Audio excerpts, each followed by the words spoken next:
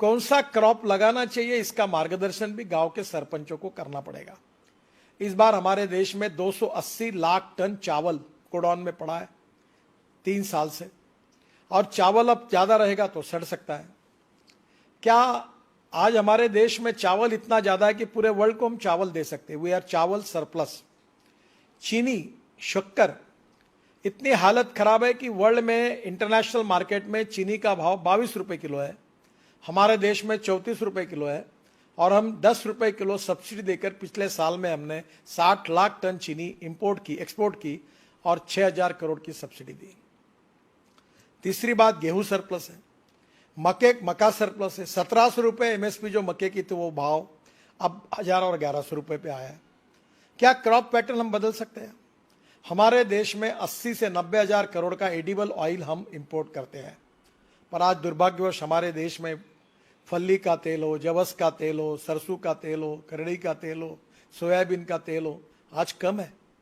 तो क्या पर एकड़ प्रोडक्टिविटी बढ़ाकर हम इसको कर सकते हैं क्या? सब संभव है। मैं नागपुर में, हमारे ऑरेंजेस होते हैं, और मुझे बहुत इच्छा थी कि नागपुर के ऑरेंजेस एक्सपोर्ट हो। मुझे स्वीडन जाना था, तो यहाँ राहुल ठाकरे करके, सिद्धरराव ठाकरे करके बहुत बड़े नेता थे कांग्रेस के, अभी भी है, उनका लड़का था, बहुत अच्छा काम करता है। मैंने कहा मुझे 2 बैग भर के आप संतरे दो। मैं दुबई गया और दुबई के लोगों को मैंने सबको, मेरा अच्छा दुबई में संबंध था, तो बुलाया चाय के लिए और सबको संतरे दिए। अब हमको 6 कंटेनर हमारे बेचे गए और अभी 100 कंटेनर का ऑर्डर मिलेगा, और 32 रुपए किलो संतरे का भाव मिल रहा है, जबकि यहां हमको 12 रुपए 15 रुपए भी नहीं मिल पा रहा। हमारे यहाँ सब्जियां हम एक्सपोर्ट कर सकते हैं।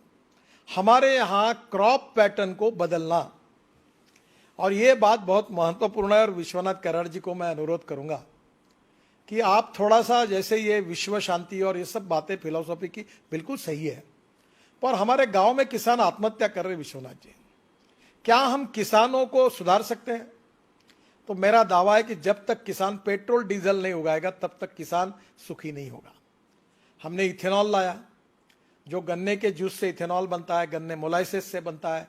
अभी तो हमने शुगर के बजाय इथेनॉल में कन्वर्शन किया। 1600 करोड़ लीटर हमको इथेनॉल चाहिए, अभी हम 550 करोड़ तक ही पहुंचे हैं। और अभी पूना के प्राज वालों ने और रिसर्च किया कि डीजल में 10% डालेंगे तो और लगेगा। और मैंने और तय ये किया है कि ट्रांसपोर्ट मंत्री होने के नाते इथेनॉल पर चलने वाली बजाज ने बाइक तैयार की है, टीवीएस ने तैयार की है, वो भी लॉन्च कर दी है। क्या हमारे गांव का जवान लड़का अपने गांव में चावल से, मक्के से, गन्ने से तैयार हुए फ्यूल पर अपनी गाड़ी, अपनी स्कूटर अगर चलाएगा तो इंडियन ऑयल और भारत पेट्रोलियम के पंपों की कोई जरूरत नहीं है। मैं कोई इंडियन ऑयल और भारत पेट्रोलियम के विरोध में नहीं हूं, पर 8 लाख करोड़ का हम इंपोर्ट कर रहे हैं और प्रदूषण बढ़ा रहे हैं। उसके बजाय हम किसानों ने तैयार किए हुए ईंधन पे जाएंगे। तो मेरी एक ही सुझाव है कि diversification of agriculture towards energy and power sector, यह विषय विश्वनाथ जी हमें लोगों को जगाने के लिए बहुत आवश्यक है। ये अगर होगा, और इसमें काफी काम हुआ है, हवाई जहाज का ईंधन भी किसान तैयार कर सकते हैं, किसान बिजली भी तैयार कर सकता है, किसान मोटर, कार, बस, ट्रक चल सकती है, और ये सब सिद्ध हुआ है। मैं ट्रांसपोर्ट मंत्री हूं, मैं आपको इसकी सब जानकारी दूंगा। तो गांव इससे भी समृद्ध और संपन्न बनेंगे। और सबसे इंपॉर्टेंट चीज है कि गांव में अच्छी शिक्षा मिलनी चाहिए। हेल्थ सर्विसेज के बारे में कल ही मेरे बहुत दुखद घटना हुई। ताड़ोबा में एक परिवार गया था, गाड़ी उलट गई, लड़की भी मर गई, जवान लड़का भी मर गया। और दुर्भाग्य यह है कि ये जो मर गया इसका कारण रोड में एक ब्रिज था, उसको कटड़े नहीं बने थे। अब प्रश्न ऐसा है कि हमारे गांव में हमारी लोगों की सुरक्षा करना, गांव में हमें लोगों को आर्थिक दृष्टि से रोजगार देना, किसानों की खेती को इकोनॉमिक वायबल करना, इसके लिए ऑर्गेनिक फार्मिंग का भी प्रयोग हुआ है। अभी हमारे गांव में जो कचरा, आप एक अच्छी बात है, जैसे आपने लोगों के बारे में कहा, मैं सभी सरपंचों को अनुरोध करूंगा कि मेरे खुद के घर में अनुभव आया था कि मेरे यहाँ जानवर मर गए, मुझे प्रोडक्शन अच्छा नहीं मिलता था। तो ये जो गायकवाड़ है, बीवीजी वाले पूना में, ये एक बार आए, उन्होंने मुझे कहा कि आप पानी टेस्ट करो। तो उनके साइंटिस्ट है और मेरे कुएं का पानी टेस्ट किया तो ध्यान में आया कि उसमें बहुत हार्ड वाटर है।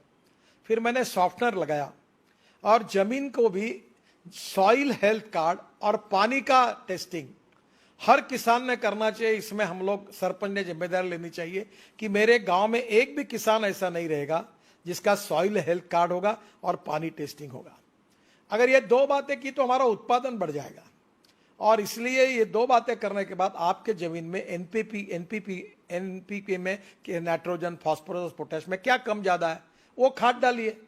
जो आता वो खाद केमिकल फर्टिलाइजर डालता है।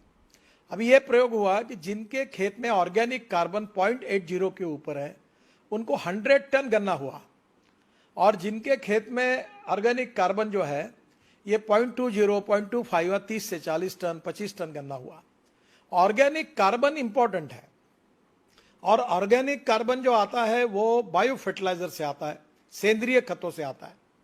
हम जैसे गांव का पानी गांव में, घर का पानी घर में, खेत का पानी खेत में कह रहे, वैसे गांव का जितना कचरा है, चाहे वो गन्ने का पाचट हो, चाहे वो ज्वारी का हो, चाहे गेहूं का हो, वो गांव में ही हम अपने खेत में ही कंपोस्ट खत तैयार करें और उसको हम ऑर्गेनिक, इससे अभी मैं बालों से एमिनो एसिड बनाता हूं, और एमिनो एसिड प्लांट बूस्टर है, तो वो तिरुपति से बाल लाके मैं बनाता हूं, मैं बहुत प्रयोग करता हूं। तो कभी कभी एक बार आगे बार राहुल जी, ऑर्गेनिक फार्मिंग और successful agriculture creating more employment potential in the rural area, particularly गांव में क्या हो सकता है इसका अध्ययन करिए। अभी जैसे मैं खादी ग्रामोद्योग का मंत्री हूं, हनी, अभी मनोज जी वहां है, हाई एटीट्यूड के हनी की कीमत 6,000 रुपए किलो है, और खादी ग्रामोद्योग से हम हनी के लिए पेटियां दे रहे हैं, और जहां हनी इकट्ठा होता है वो क्रॉप का प्रोडक्शन 25% बढ़ता है। अब कितना हनी हम इकट्ठा कर सकते हैं?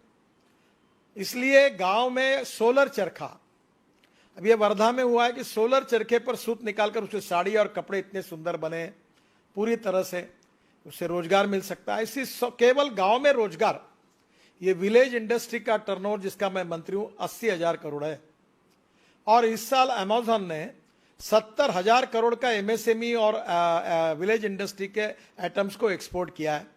क्या हमारे गांव में तैयार किए हुए आइटम्स एक्सपोर्ट कर सकते हैं? ये छोटे छोटे लकड़ी के खेल बनते हैं, वो खिलौने बनते हैं। मैं अभी इसके लिए स्पेशल शोरूम शहरों में बना रहा हूं जो गांव के छोटे छोटे कारागिर तैयार करते हैं। कहीं गांव में सीरीकल्चर सिल्क तैयार होता है, कहीं गांव में लकड़ी 12 बलूतेदार जो है, लोहार, सुतार, चमार। अभी मैंने पैठनी जो बनती है उसकी जूते चप्पल वो पैठनी को यूज करके बने हुए लॉन्च किए। अभी डेनिम करके एक जीन का कपड़ा खादी ग्रामोद्योग तैयार करता है जो अमेरिका में ल्यूएसिस कंपनी पूरा लेती है। तो ये जो गांव में विलेज इंडस्ट्री हो, aspirant district 115, rural, tribal and agriculture field में आर्थिक स्वाधीनता, आर्थिक स्वातंत्र, आर्थिक स्वावलंबी जब बनाने के लिए ये गांव के सरपंच क्या कर सकते हैं? To save money is to earn money. There are lot of technology which are available, raw material is available. गांव की स्ट्रेंथ क्या है, वीकनेस है, कौन सा रॉ मटेरियल अवेलेबल है, उसके आधार पर किसानों की इकोनॉमिक्स को हम कैसे बदले और गांव को समृद्ध संपन्न कैसे बनाए, उनकी परचेसिंग पावर कैसे बढ़ाए, उसके बिना आत्मनिर्भर भारत नहीं बन सकता। और सरपंच ये लीडर है, ही इज ए कैटलिस्ट।